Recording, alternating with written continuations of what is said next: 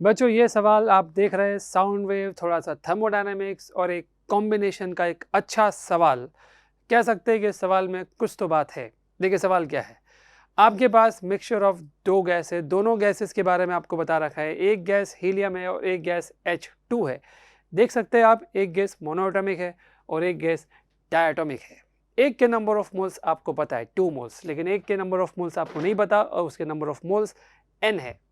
और सवाल आपसे बोला जा रहा है कि ये जो आपके पास मिक्सचर ऑफ गैस है, ये जिस भी टेम्परेचर पे गैस पड़ी हुई है, उस मिक्सचर ऑफ गैस से जब आप साउंड वेव को पास करोगे तो साउंड वेव की जो स्पीड आएगी और उस गैस एटम्स की जो आरएमएस स्पीड है, जी हाँ, जितने भी एटम्स आपके पास है उन सब की जो आरएमएस है, रूट मीन स्क्वायर स्पीड है, उनमें एक रिलेशन आपको दे रखा है। आपसे बोला जा रहा है कि वी आरएमएस वी साउंड का √2 टाइम्स है, और अगर ऐसा है तो आपको बताना है कि स्मॉल n कितना होगा। जी हाँ, small n number of moles of H2 है। आपसे एग्जामिनर यही पूछ रहा है कि H2 के नंबर ऑफ मोल्स कितने होंगे अगर ये हालात बने हुए। तो हालात आपके सामने, हालात अगर आप देखेंगे तो हालात है V R M S is equal to √2 V sound. जी हाँ, ये कंडीशन आपको दे रखी है। आप ये सवाल केवल तभी कर सकते हो जब आपको वी आर एम एस और वेलोसिटी ऑफ साउंड का फॉर्मूला याद हो। आइए देखें वो फॉर्मूला क्या होता है। वी आर एम एस का फॉर्मूला होता है √3RT बाई कैपिटल M, और अगर ये मिक्सचर ऑफ गैस है तो मोलर मास आपको मिक्सचर का लेना होता है। यहाँ पर एक खास बात है, मोलर मास ऑफ मिक्सचर आपको निकालना ही नहीं पड़ेगा। क्यों नहीं पड़ेगा आप खुद देखेंगे। वेलोसिटी ऑफ साउंड का फॉर्मूला होता है root gamma mixture RT upon molar mass mixture. जी हाँ, यही कारण है। आपको जो रेशो दे रखा है, इन दोनों के बीच में जो रिलेशन दे रखा है, जब आप उस रिलेशन को लिखोगे, यानी V R M S is equal to √2 V sound, जब आप लिखोगे, आप इन दोनों को जब लिखोगे तो RT से RT कैंसिल हो जाएगा। मोलर मास मिक्सचर भी आपस में कैंसिल हो रहा है। इसीलिए मैंने आपसे कहा कि आपको मोलर मास मिक्सचर लिखने की ज़रूरत ही नहीं पड़ेगी। थोड़ा सा आसान बनाने की कोशिश करिए एग्जामिनर ने कि भाई कम से कम आपको मोलर मास मिक्सचर तो ना निकालना पड़े, तो वो आपको नहीं निकालना पड़ा। पर वेलोसिटी ऑफ आरएमएस और वेलोसिटी ऑफ साउंड में जो भी रिलेशनशिप आपको दे रखी है, जब आप उस रिलेशनशिप को ऐसे लिखते हो तो गामा मिक्सचर आपका निकल के आता है 3/2। अब सवाल ये उठता है कि गामा मिक्सचर आखिर कैसे लिखा जाएगा। तो गामा मिक्सचर का भी एक फॉर्मूला होता है N1Cp1 plus N2Cp2 upon N1Cv1 plus N2Cv2। Cp1 Cp2 क्या है, Cv1 Cv2 क्या है, हम सब जानते हैं। मोनोएटॉमिक और डायटोमिक के लिए Cp सेम नहीं होते, Cv भी सेम नहीं होते। तो मान लेते हैं कि ये वाली जो गैस है ये मोनोएटॉमिक है और ये डायटोमिक की कहानी है। उन सब के Cp Cv आपके सामने लिख दिए गए। ये है Cp5r/2, ये है 7r/2, ये मोनो का, ये डाया का है। ठीक इसी प्रकार आप यहाँ पे भी देख सकते हो, ये Cv है, ये डायटोमिक का 5r/2 Cv है। आप इन सबको जब सॉल्व करोगे, इस वैल्यूज़ को पुट करोगे, r से r कैंसिल हो जाएगा, 2 से 2 कैंसिल हो जाएगा। बाकी तो कैलकुलेशन है। 10 + 7n अपॉन 6 + 5n आ रहा है। हो सकता है एक बच्चा इस कैलकुलेशन को ढंग से ना करे और उससे ये मिस्टेक हो सकती है, क्योंकि एग्ज़ाम में मिस्टेक हो जाती है। ये जो आपने गामा मिक्सचर लिखा है, ये क्यों लिखा है? ऑब्वियस सी बात है, ये आपने यहाँ पर गामा मिक्सचर की वैल्यू 3/2 है, तो गामा मिक्सचर जो आपने यहाँ से निकाला है उसको आप 3/2 के सामने लिखेंगे। क्रॉस मल्टीप्लाई करके जब सॉल्व करेंगे तो n का वैल्यू 2 आ रहा है, इसलिए इसका आंसर होगा आंसर 2। अगला सवाल ग्रेविटेशन और थोड़ा बहुत पेंडुलम यानी SHM का एक मिक्सचर ऑफ सवाल आपके सामने है। आप देख सकते हैं इस पेपर के अंदर कई सवाल ऐसे आए हैं जो 2 चैप्टर्स को मिला के आए हैं, जैसे इससे पहले वाला सवाल देखा था, और ये सवाल भी कुछ वैसा ही है। लेंथ ऑफ सेकंड पेंडुलम आपसे पूछा है। अगर किसी बच्चे को ये याद नहीं है कि सेकंड पेंडुलम का टाइम पीरियड 2 सेकंड होता है, तो आप मान के चलिए वो इस सवाल को नहीं कर पाएगा। पर अगर उसे याद है तो सबसे पहले वो टाइम पीरियड का फॉर्मूला 2π√L/g जो फॉर्मूला होता है पेंडुलम का, वो लगाएगा और ये मालूम करेगा कि L कितना आ रहा है। सवाल आपसे पूछा जा रहा है कि सेकंड पेंडुलम की लेंथ कितनी होगी, वो भी इस पर्टिकुलर हाइट पर। यानी इस हाइट पर आपसे बोला जा रहा है कि ये वो हाइट है जिस पर आपका सेकंड पेंडुलम काम कर रहा है, यानी इस हाइट पर टाइम पीरियड 2 सेकंड है। सीधी सी बात तो ये है। तो हमने सबसे पहले मान लिया कि जिस हाइट पर हम है उस हाइट पर g की वैल्यू g' है। आप जानते हैं ग्रेविटेशन में ये कंसेप्ट है कि आप जैसे जैसे धरती से ऊपर जाते हैं वैसे वैसे g का वैल्यू बदलता है। इनफैक्ट कम होता है। सबसे ज़्यादा जी सरफेस पे होता है। आप अंदर जाओ या बाहर जाओ, दोनों ही केस में आपका जी कम होता है। तो आपके सामने एक तरह से सवाल इसी बात का है कि आप इस बात को समझे कि अब हमें करना क्या है। एल आपने निकाल दिया जी डैश अपॉन पाई स्क्वायर, पर एक भी ऑप्शन ऐसा नहीं है। वो इसलिए नहीं है क्योंकि अभी आपने ये नहीं मालूम किया कि जी डैश कितना होगा इस हाइट पर। तो इस हाइट पर जी डैश निकालने का ये फॉर्मूला होता है। ग्रेविटेशन में फॉर्मूला बहुत बेसिक फॉर्मूला है, आप सब लोग इस फॉर्मूले को जानते भी होंगे। अगर आप h की जगह 2r रखते हैं तो ये 1 + 2 हो जाएगा, 1 + 2 3 होता है, 3 का स्क्वायर 9 होता है। अब आप इसको सॉल्व करेंगे, जी डैश की वैल्यू g/9 आ गई। आपको उस वैल्यू को यहाँ रखना है। जब आप उसको यहाँ रखोगे g/9, तो एक इंपॉर्टेंट बात, g की वैल्यू 10 लेने को कहा है और एग्जामिनर ने ये भी बोला है कि पाई स्क्वायर को आप 10 मानिए। जब आप चीज़ें ऐसे सॉल्व करेंगे तो फाइनल आंसर आपका 1/9 मीटर आ रहा है, इसलिए इसका आंसर होगा आंसर 3rd। अगला सवाल जो आप देख रहे हो ये सेकंड लॉ ऑफ थर्मोडायनेमिक्स से। सेकंड लॉ ऑफ थर्मोडायनेमिक्स से अक्सर जेईई मेन में सवाल आते हैं, तो उसी में से एक सवाल आपके सामने आया। सवाल बेहद आसान है। सवाल कार्नोट साइकिल पर है, कार्नोट इंजन पे है। कार्नोट इंजन एक आइडियल इंजन होता है और इस इंजन की खास बात यह है कि जितनी एफिशिएंसी इस इंजन की होती है उतनी किसी रियल इंजन की एफिशिएंसी नहीं होगी अगर सेम TH और TL में वो भी ऑपरेट हो रहा है जिसमें ये ऑपरेट हो रहा है। खैर, अभी ये सवाल ये नहीं है कि इसकी एफिशिएंसी किससे ज़्यादा है किससे कम है। अभी सवाल ये है कि अगर हमारे पास ऐसे दो केस हमने बनाए, एक केस में हाई टेम्परेचर और लो टेम्परेचर अलग अलग दे रखा है और दूसरे केस में हाई टेम्परेचर और लो टेम्परेचर हमको अलग अलग दे रखा है। और वो किस तरह से दे रखा है, हमें ये बता रखा है कि पहले केस में इन दो टेम्परेचर पर हमारा इंजन ऑपरेट हो रहा है और अगले केस में हमको बता रखा है कि इन दो टेम्परेचर पर हमारा ये इंजन ऑपरेट हो रहा है। और आपसे पूछा जा रहा है कि दोनों केस में जो एफिशिएंसी आएगी उन एफिशिएंसी का रेशियो क्या होगा, ये सवाल आपसे पूछा जा रहा है। आप इस सवाल को बहुत आराम से कर सकते हैं क्योंकि फॉर्मूला आपके पास है। इस फॉर्मूले में दोनों ही टेम्परेचर को आपको सेंटीग्रेड में नहीं रखना है और यही गलती हो सकती है एक बच्चे से। हो सकता है एक बच्चे को याद ही ना आए कि इन टेम्परेचर्स को केल्विन में कन्वर्ट करना होता है, वो डायरेक्ट शायद इनको सेंटीग्रेड में करके सॉल्व कर दे। बच्चा ऐसा कर भी सकता है, ये एक मिस्टेक होने का चांस है जिसका हमें खास तौर से ध्यान रखना चाहिए। आप जब इन सेंटीग्रेड वाले टेम्परेचर्स को केल्विन में कन्वर्ट करेंगे तो कुछ कैलकुलेशंस करने के बाद ये 0.417 आएगा। और ठीक उसी प्रकार जब आप सेकंड वाला केस 947 और 47 लेंगे तब ये 0.734 आएगा। सिंपल फॉर्मूला पुट करना है, थोड़ी सी कैलकुलेशन है, आप ऐसा कह सकते हैं। और आप जब इन दोनों एफिशिएंसीज का रेशियो निकालते हो तो ये आता है 0.565। हो सकता है हमारे डेटा एग्जैक्ट क्वेश्चन का डेटा ना हो क्योंकि ये डेटा थोड़ा अजीब सा है और आंसर भी थोड़ा अजीब सा है, लेकिन हमारे पास जो बच्चे ने जो हमें आंसर बताया हम आपको वही बता रहे हैं 0.56। बच्चे को भी डेटा एग्जैक्टली याद नहीं है, पर जो हम भी आपको बता रहे हैं वो है 0.565। मेन इंपॉर्टेंट कंसेप्ट है इस क्वेश्चन में, कंसेप्ट को समझिए। असली पेपर आने पर हम आपको असली पेपर भी दिखाएंगे। फिलहाल इसका आंसर होगा 0.565। ये सवाल मैग्नेटिक इफेक्ट ऑफ करंट या आप कह सकते हो मैग्नेटिक फील्ड निकालने का सवाल है। बेहद आसान सवाल और ऐसा सवाल जेईई मेन में पहले भी कई बार आ चुके हैं। सवाल है क्या, सवाल वो देखिए। आपको एक करंट कैरिंग सर्कुलर कॉइल दे रखी है, पहले उसके नंबर ऑफ टर्न्स 2 थे, आपने उस कॉइल को रिवाइंड किया। रिवाइंड करने का मतलब है कि वो जो कॉइल थी उस कॉइल को आपने पूरा खोल दिया और इस तरह से वो लंबा तार आपके सामने आ चुका है। फिर इसी तार को आपने वापस से लपेटा और अब कुछ अलग नंबर ऑफ टर्न्स में आपने इसको लपेट दिया। जब भी ऐसे क्वेश्चंस आएंगे, कॉइल की रीवाइंडिंग वाले क्वेश्चंस जब भी आते, हम एक काम कर सकते हैं, मैं आपको बताता हूं कि हम क्या कर सकते हैं। वैसे सवाल ये है कि पहले नंबर ऑफ 2 टर्न्स से रिवाइंड किया, रिकंस्ट्रक्ट किया, नंबर ऑफ टर्न्स पहले से 5 कर दिए, पहले 2 टर्न्स थे अब 5 कर दिए।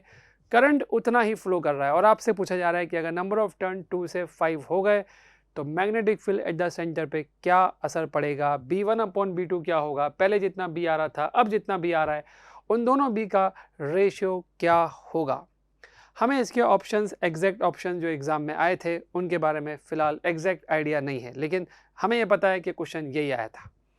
अब आप ये समझिए कि होगा क्या।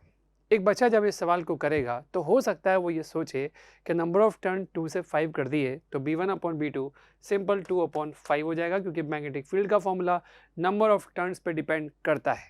लेकिन आपको ये भी सोचना होगा कि जब आप उसी कॉइल को खोल करके रिकंस्ट्रक्ट करेंगे तो रेडियस आपका सेम नहीं आएगा, क्योंकि पहले आपने उससे 2 टर्न बना रखे थे, उसी वायर को खोल के आप लपेट रहे हो, वापस से नंबर ऑफ टर्न्स आप 5 कर रहे हो। तो सोचिए अगर नंबर ऑफ टर्न्स आप बढ़ा रहे हो तो आपका रेडियस सेम कैसे रह सकता है। हम एक काम करते हैं, इस फॉर्मूले को थोड़ा आसान बनाते हैं। ये वो वायर है जिससे पहले 2 टर्न में लपेटा था और बाद में इसी वायर से आपने 5 टर्न से भी लपेटा है, तो वायर की लेंथ आपकी सेम रहेगी। L is equals to 2 pi R N. What is N? N is N turns. जितने टर्न्स में आप लपेटोगे, एक टर्न में आपका लेंथ 2 पाई आर खर्च होगा, एन टर्न्स में टोटल नंबर ऑफ जो लेंथ होगी वो 2 पाई आर एन होगी। 2 पाई आर एन को आप L के बराबर करोगे। यहाँ से आप देखिए आप R निकाल सकते हो, L अपॉन 2 पाई एन। और जब इस R को आप मैग्नेटिक फील्ड के फॉर्मूले में रख दोगे तो आपके पास एक फॉर्मूला आएगा जिसे आप ध्यान से देखेंगे तो वो होगा mu naught I N square 2 pi upon 2L। आप जानते हैं जब आप कॉइल की रीवाइंडिंग कर रहे होंगे तो L तो हर बार सेम ही आएगा, क्योंकि L वो वायर का लेंथ था जिसी को आप रीवाइंड कर रहे हो अलग अलग नंबर ऑफ टर्न्स में। तो आपका मैग्नेटिक फील्ड सीधे सीधे नंबर ऑफ टर्न्स का स्क्वायर और ऑफ कोर्स करंट के प्रोपोर्शनल हो जाएगा। हमने दोनों केस में करंट तो सेम ही भेजा है, इसलिए हमें करंट की चिंता नहीं है, हमें चिंता है नंबर ऑफ टर्न्स की। नंबर ऑफ टर्न्स पहले कितने थे और अभी कितने हैं, अगर आप उनके हिसाब से चलेंगे तो आपको इसका आंसर तुरंत मिल जाएगा। पहले नंबर ऑफ टर्न्स 2 थे, अभी नंबर ऑफ टर्न्स 5 है, और आप जब 2/5 का स्क्वायर करोगे तो यह आएगा 4/25। 4/25 मतलब आंसर थर्ड, तो इसका आंसर होगा थर्ड। अगला सवाल, ये सवाल सेमीकंडक्टर से है, वो भी पीएन जंक्शन डायोड पे। ये सवाल इस कॉन्सेप्ट पे है कि आपको फॉरवर्ड बायस और रिवर्स बायस का मतलब पता भी है कि नहीं पता। जेईई मेन वाला ये चेक करना चाहता है कि क्या आप पीएन जंक्शन डायोड को थोड़ा बहुत समझते हो। सवाल देखिए क्या है। सवाल में आपको एक सर्किट दे रखा है और आपसे पूछा जा रहा है कि सर्किट का आर इक्विवेलेंट कितना होगा। वो भी आपको बता रखा है कि इधर प्लस है, इधर माइनस है, मतलब इधर हाई वोल्टेज है, इधर लो वोल्टेज है। अब आप देख सकते हैं इस सर्किट में आपके पास 2 डायोड भी है और ये आइडियल डायोड है। आइडियल डायोड मतलब ये होता है कि अगर ये फॉरवर्ड बायस हो गया तो ये जीरो रेजिस्टेंस का एक वायर बन जाएगा, और अगर ये रिवर्स बायस हो गया तो ये एक ओपन सर्किट बन जाएगा। तो हम चेक करते हैं कि इस प्लस माइनस के हिसाब से कौन सा डायोड फॉरवर्ड बायस है और कौन सा डायोड रिवर्स बायस है, ये हमें चेक करना होगा। तो चेक करना बेहद आसान है। अगर ये हाई वोल्टेज है, इधर वाला लो वोल्टेज है, तो आप कह सकते हो कि P वाला साइड हाई वोल्टेज के साथ कनेक्टेड है, और जब ऐसा होता है तो ये तो फॉरवर्ड बायस होगा। आप अगर यहाँ देखेंगे तो P वाला साइड लो पोटेंशियल से कनेक्टेड, और जब भी P वाला लो पोटेंशियल से कनेक्टेड होता है हम उसे रिवर्स बायस ही कहते हैं। तो हम कह सकते हैं इस सर्किट में कि भाई ये फॉरवर्ड बायस है और ये रिवर्स बायस है। आप जानते हो रिवर्स बायस का मतलब यहाँ पे सर्किट ओपन हो जाएगा। तो आप अगर नया सर्किट बनाएंगे तो यहाँ पर तो आप कुछ भी नहीं बनाओगे, बाकी सब जगह आप बहुत कुछ बनाओगे, लेकिन यहाँ पर आप कुछ नहीं बनाओगे। मैं आपको बताता हूँ आप क्या बनाओगे। अगर ये फॉरवर्ड बायस है तो आप एक वायर बनाओगे, यहाँ पे एक रेजिस्टेंस बनाओगे, एक रेजिस्टेंस आप यहाँ बनाओगे, एक रेजिस्टेंस आप यहाँ बनाओगे, और आपको पता है आपने यहाँ पर कुछ भी नहीं बनाया। क्यों नहीं बनाया? रिवर्स बायस का मतलब है कि यहाँ पर आपका सर्किट ओपन हो गया है, इसमें करंट फ्लो ही नहीं कर सकता, इसलिए आप इसको बनाओगे भी नहीं, तो मैंने इसे बनाया भी नहीं। अब जो आपको लोग दिख रहे हैं, अगर आप उन सब का इक्विवेलेंट निकालने की कोशिश करें तो बेहद आसान है। आप कह सकते हैं कि ये दोनों पैरेलल में है। अगर ये दोनों पैरेलल में है तो इनका इक्विवेलेंट 10 आएगा। 20-20 पैरेलल में तो इक्विवेलेंट 10 आएगा, और 10 जो आएगा वो 15 के साथ सीरीज़ में होगा, इसलिए आपका आर इक्विवेलेंट जो निकल के आएगा वो 10 + 15, आप कह सकते हो कि वो 25 ओम आ रहा है। इसका आंसर होगा आंसर थर्ड।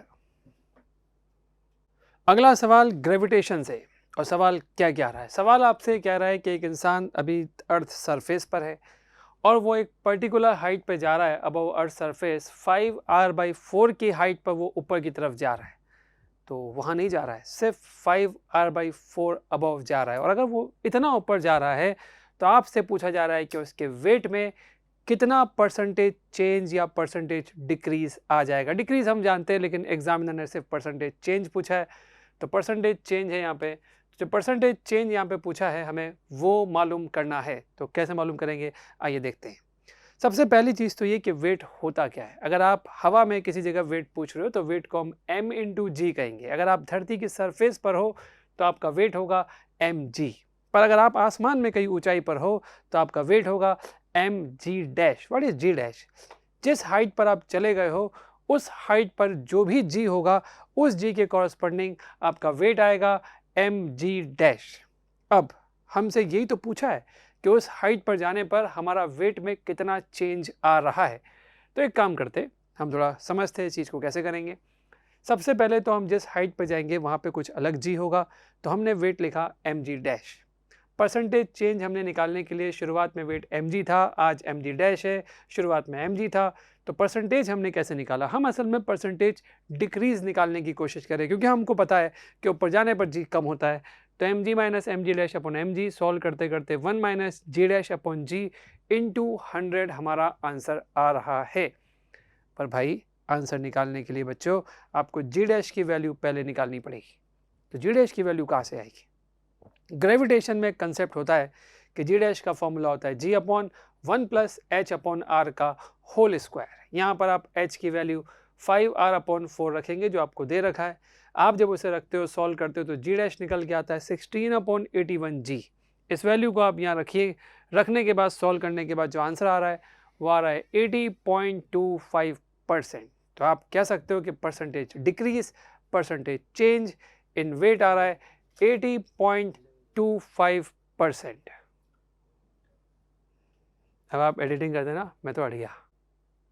ये सवाल जो आप देख रहे हो ये कैपेसिटेंस सर्किट का सवाल है, और सवाल क्या है वो देखिए। सवाल ये है कि आपके पास दो कैपेसिटर है, दोनों का कैपेसिटेंस आपको 3C और C दे रखा है। शुरू में आपसे बोला जा रहा है कि इन दोनों का आपने पैरेलल कनेक्ट किया है। पैरेलल कनेक्ट किया है आपने एक बैटरी के साथ, उस बैटरी का पोटेंशियल आपको 6 वोल्ट दिया हुआ है, मैंने फिलहाल यहाँ पे V लिखा हुआ है। फिर ये बोला जा रहा है कि चार्ज करने के बाद आपने बैटरी को हटा दिया।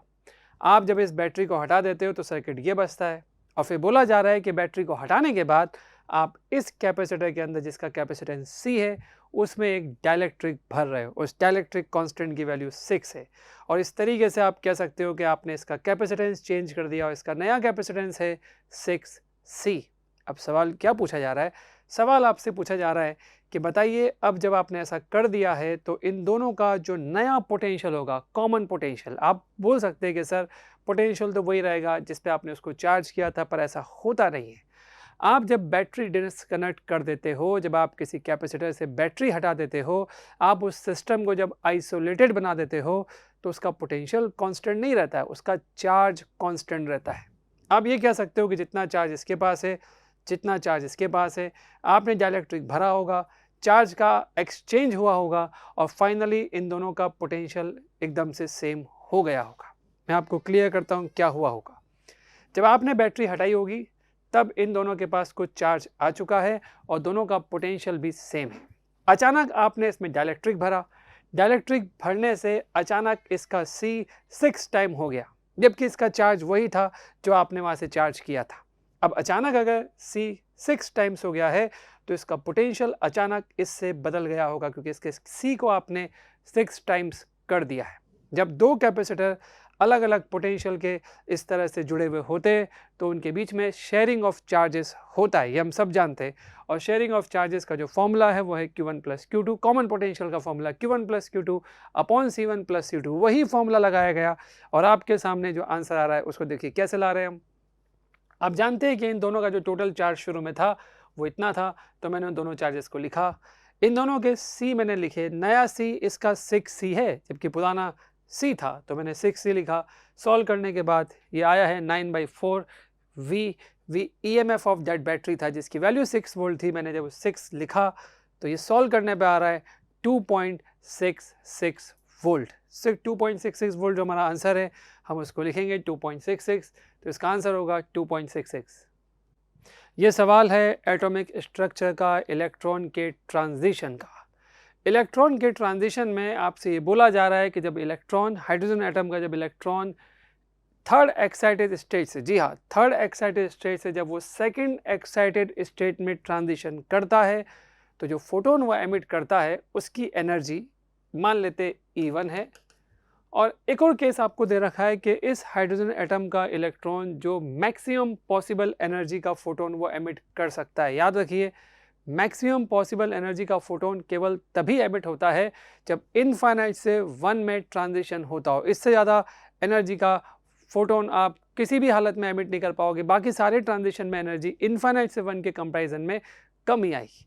तो वो ये पूछ रहा है, एग्जामिनर आपसे पूछ रहा है कि ये जो दो केस आपके सामने, एक केस जिसमें थर्ड एक्साइटेड स्टेट से सेकंड एक्साइटेड स्टेट में ट्रांजिशन हो रहा है, उस समय जो एनर्जी एमिट हो रही है, और दूसरा केस जिसमें मैक्सिमम पॉसिबल एनर्जी जो फोटोन एमिट होगा ट्रांजिशन के दौरान, जो इनफाइनाइट से 1 में होता है, उन दोनों एनर्जी के रेशियो की वैल्यू आपको दे रखी है x/x+4, और आपसे पूछा जा रहा है then what is the value of x। तो करना क्या है, आपको सबसे पहले ये दो एनर्जीज निकालनी होगी। और ये एनर्जी कैसे आएगी? एनर्जी का एक फॉर्मूला होता है, हम सबको पता है। डिफरेंस अगर आपको निकालना है दो अलग अलग स्टेट में एनर्जी का, तो वो आप इस फॉर्मूले से निकाल सकते हो। 13.6 1/n1² - 1/n2²। n1 n2 वो स्टेट्स होती है जहाँ से जंपिंग हो रही है, जहाँ पे वो पहुँच रहा है। तो आइए अब आपको दिखाते हैं कि क्या हो रहा है। जब आपको ये मालूम पड़ गया है कि एक स्टेट थर्ड एक्साइटेड स्टेट है तो एक का n4 होगा, और अगर आपको ये मालूम है कि दूसरी स्टेट सेकंड है तो उसका n होगा 3। यानी पहला जो हम केस सॉल्व करेंगे उसमें n1 n2 की वैल्यू हमें 3 और 4 रखनी है, ये हमें मालूम पड़ चुका है और हमने यहाँ पे रखी है। रखने के बाद जो निकल के आया वो आया 13.6 7/144। जी हाँ, ये E1 आया है। हमसे ये भी बोला जा रहा है कि मैक्सिमम पॉसिबल एनर्जी E2 है, उसी का तो रेशियो पूछा जा रहा है आपसे। तो उसको निकालने के लिए आपने एक तो 1 लिखा क्योंकि 1 में जा रहा है, इनफाइनाइट से आ रहा है, उसको आपने यहाँ पे लिखा, 1/∞ 0 होता है। तो E2 का वैल्यू आ रहा है 13.6। जब आप इन दोनों का रेशियो निकालोगे तो वो आएगा 7/144, और इस रेशियो को आप बराबर करोगे x/x+4 के, क्योंकि एग्जामिनर आपको ऐसा बोल रहा है कि ये रेशियो x/x+4 के बराबर है। जब आप कुछ ऐसा कुछ करोगे तो सॉल्व करने के बाद आपको x मिलेगा 0.2। सिंपल कैलकुलेशन है, कैलकुलेशन करने के बाद x की वैल्यू आएगी 0.2, तो इसका आंसर होगा 0.2। ये सवाल जो आप देख रहे हैं, ये सवाल फ्लूइड मैकेनिक्स, सरफेस टेंशन, सबको मिला जुला के एक सवाल है। सवाल क्या है वो देखिए। सवाल आपसे कह रहा है कि आपके पास एक ऑयल ड्रॉप है जिसका रेडियस r है। ये ऑयल ड्रॉप एक लिक्विड के अंदर आधा डूबा हुआ है, ऐसा क्वेश्चन में आपको बता रखा हो, ये तैर रहा है। ये भी बता रखा है कि जिस लिक्विड के अंदर ये तैर रहा है उस लिक्विड का सरफेस टेंशन आपको T दे रखा है। और सवाल आपसे क्या पूछा जा रहा है? सवाल आपसे ये पूछा जा रहा है कि अगर ये लिक्विड तैर रहा है तो आपको ये बताना है कि इस केस में रेडियस कितना आएगा इस ड्रॉप का। जी हाँ, आपको इस ड्रॉप का रेडियस निकालना है इस सवाल में। तो सवाल बहुत अच्छा है, आप ऐसा कह भी सकते हैं। कई बच्चे सरफेस टेंशन को बहुत लाइट लेते हैं, शायद पढ़ते भी ढंग से ना हो, ये भी हो सकता है। इस लॉजिक से भी हो सकता है आप कह सकते हो कि सवाल थोड़ा सा अच्छा बन गया है, लेकिन मैं आपको समझाता हूँ कि बहुत टफ सवाल नहीं है। किस तरीके से सवाल बनाया गया आप देखिए। आपका जो लिक्विड ड्रॉप या जो ऑयल ड्रॉप इस लिक्विड में आधा डूबा हुआ है, ये लिक्विड उस पर एक ऊपर की तरफ बॉइंट फोर्स लगाएगा, इसमें कोई डाउट नहीं है। और उसका वॉल्यूम, उसका जो फॉर्मूला होगा, जितना वॉल्यूम डूबा हुआ है 2/3πr³, उस वॉल्यूम को इस लिक्विड के डेंसिटी से मल्टीप्लाई करेंगे, इंटू जी करेंगे, तो आपको मिल जाएगा बॉइंट फोर्स जो ऊपर की तरफ लग रहा है। इसके ऊपर एक ग्रेविटी फोर्स भी लग रहा होगा, और ग्रेविटी फोर्स निकालने के लिए भी आपको इसका पहले पूरा वॉल्यूम निकालना पड़ेगा और इसका डेंसिटी इंटू जी आपको करना पड़ेगा। तो वो ग्रेविटी फोर्स नीचे लग रहा है। इन दो के अलावा एक और फोर्स लग रहा है, और वो फोर्स है सरफेस टेंशन का फोर्स। सरफेस टेंशन का फोर्स अगर आप देखेंगे तो सरफेस टेंशन का फोर्स आपको इस पूरे सर्कमफ्रेंस पे दिखा रखा है। आप जब हर एक छोटी छोटी लेंथ पे आप जब इस फोर्स को निकालोगे तो TDL कई सारे TDL आपको मिलेंगे। DL वो छोटी लेंथ है जो यहाँ पे आएगी। जब आप उन सबको ऐड करोगे तो ये फोर्स निकल के आएगा T × 2πr, और ये फोर्स भी ऊपर की तरफ लग रहा है बॉइंट फोर्स के साथ। तो अगर आपकी ये ड्रॉप तैर रही है, इक्विलिब्रियम में है, तो ऊपर की तरफ लगने वाले फोर्सेस नीचे की तरफ लगने वाले फोर्सेस से बैलेंस होने चाहिए, और बैलेंस हो भी रहे मेरी इक्वेशन में। आप देखिए, मैंने ऊपर की तरफ लगने वाले बॉइंट फोर्स, सरफेस टेंशन फोर्स को ऊपर की तरफ लिखा, नीचे की तरफ ये फोर्स लग रहा है। आप जब कैलकुलेशन करेंगे तो 2π से 2π कैंसिल करेंगे, एक r से मैं इसको भी कैपिटल R लिखता हूँ, इसको भी कैपिटल R लिखता हूँ। जब ये r से सारे r कैंसिल हो जाएंगे तो आपके सामने जो चीज़ निकल के आएगी वो देखिए क्या निकल के आएगी। आपको रेडियस मिलेगा, जी हाँ, स्मॉल आर की जगह हम कैपिटल आर लिख सकते हैं, स्मॉल आर भी आप लिख सकते हैं सब जगह। ये जो कैपिटल आर आपको मिलेगा वो कैपिटल आर का वैल्यू आपको मिल रहा है square root of 3t upon 2 sigma minus rho g. बेहद आसान कैलकुलेशन है, आप इस कैलकुलेशन को बहुत आसानी से कर सकते हो। पहले इसको इधर लेके आओ, टी यहाँ रह जाएगा, फिर 3 को क्रॉस मल्टीप्लाई करो, फिर जो भी इधर आया उसको डिवाइड करो। इट्स वेरी सिंपल, इसमें कुछ भी नहीं है। तो इसका आंसर होगा आंसर 4।